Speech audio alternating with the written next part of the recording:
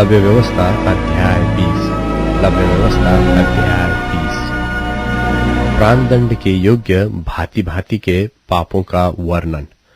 फिर यहोवा ने मूसा से कहा, इस्राएलियों से कह कि इस्राएलियों में से व इस्राएलियों के बीच रहने वाले परदेशियों में से कोई क्यों न हो जो अपनी कोई संतान मोलेक को बलिदान करे, वह निश्चय मार डाला जाए और जनता उसको पत्थरवाह करे। और मैं भी उस मनुष्य के विरुद्ध होकर उसको उसके लोगों में से इस कारण नाश करूंगा कि उसने अपनी संतान मोलेक को देकर मेरे पवित्र स्थान को अशुद्ध किया और मेरे पवित्र नाम को अपवित्र ठहराया। और यदि कोई अपनी संतान मोलेक को बलिदान करे और जनता उसके विषय में आनाकानी करे और उसको मार न डाले, तब तो मैं स्वयं उस मनुष्य और उसके घराने के विरुद्ध होकर उसको और जितने उसके पीछे होकर मोलेक के साथ व्यभिचार करे, उन सबों को भी उनके लोगों के बीच में नाश करूंगा।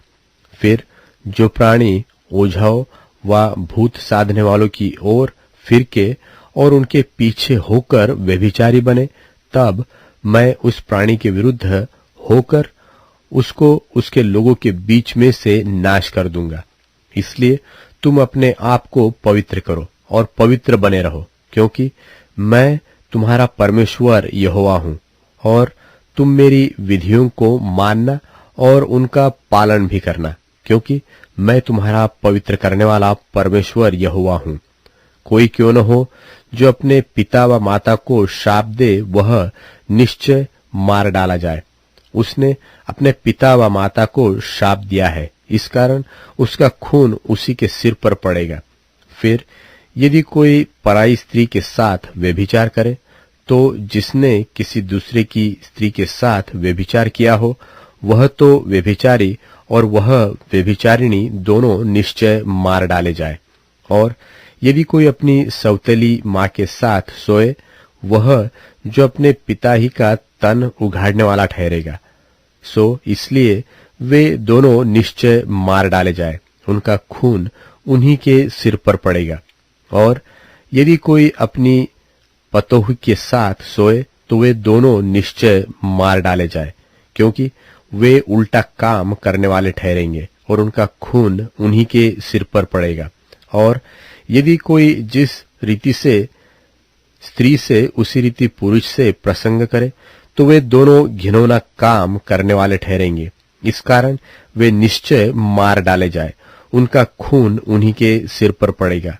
और यदि कोई अपनी पत्नी और अपनी सास दोनों को रखे, तो यह महापाप है। इसलिए वह पुरुष और वे स्त्रियां तीनों के तीनों आग में जलाए जाए, जिससे तुम्हारे बीच महापाप न हो।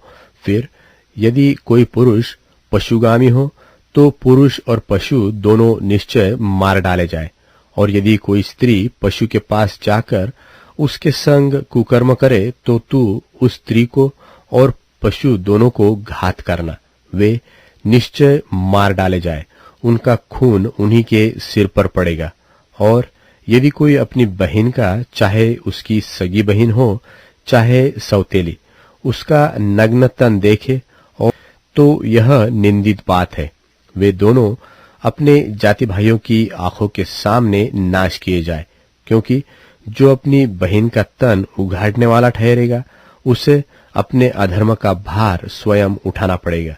फिर यदि कोई पुरुष किसी कृतुमती स्त्री के संग सोकर उसका तन उघाड़े, तो वह पुरुष उसके रुधिर के सोते का उघाड़ने वाला ठहरेगा, और वह स्त्री अपने रुधिर के सोते की उघाड़ने वाली ठहरेगी। इस कारण वे दोनों अपने लोगों के बीच में से नाश किए जाए। और अपनी मौसी व फूफी का तन न उघाड़ना, क्योंकि जो उसे उघाड़े वह अपनी निकट कुटुंबिनी को नग्न करता है। इसलिए उन दोनों को अपने अधर्म का भार उठाना पड़ेगा। और यदि कोई अपनी चाची के संग सोए, तो वह अपने चाचा का तन उघाड़ने वाला ठहरेगा। इसलिए वे दोनों अपने पाप के भार को उठाए हुए निर्वंश मर जाएंगे। और यदि कोई अपनी भौजी व भयाहू को अपनी पत्नी बनाए तो इसे घिनौना काम जानना, और वह अपने भाई का तन उघाड़ने वाला ठहरेगा। इस कारण वे दोनों निर्वंश रहेंगे। तुम मेरी सब विधियों को और मेरे सब नियमों को समझ के साथ मानना, जिससे यह न हो कि जिस देश में मैं तुम्हें ले जा रहा हूं वह तुमको उगल देवे, और जिस जाति के लोगों को मैं तुम्हारे आगे से निकालता हूं उनकी रीति रस्म पर न चलना, क्योंकि उन लोगों ने जो ये सब कुकर्म किए हैं, इसी कारण मुझे उनसे घृणा हो गई है। और मैं तुम लोगों से कहता हूं कि तुम तो उनकी भूमि के अधिकारी होगे, और मैं इस देश को जिसमें दूध और मधु की धाराएं बहती है तुम्हारे अधिकार में कर दूंगा। मैं तुम्हारा परमेश्वर यहोवा हूं, जिसने तुमको और देश के लोगों के अलग कर दिया है। इस कारण तुम शुद्ध और अशुद्ध पशुओं में और शुद्ध और अशुद्ध पक्षियों में भेद करना, और कोई पशु व पक्षी व किसी प्रकार का भूमि पर रेंगने वाला जीव जंतु क्यों न हो, जिसको मैंने तुम्हारे लिए अशुद्ध ठहराकर वर्जित किया है, उससे अपने आप को अशुद्ध न करना, और तुम मेरे लिए पवित्र बने रहना, क्योंकि मैं यहोवा स्वयं पवित्र हूं। और मैंने तुमको और देशों के लोगों से इसलिए अलग किया है कि तुम निरंतर मेरे ही बने रहो। यदि कोई पुरुष व स्त्री ओझाई व भूत की साधना करे तो वह निश्चय मार डाला जाए। ऐसों का पत्थरवाह किया जाना, उनका खून उन्हीं के सिर पर पड़ेगा।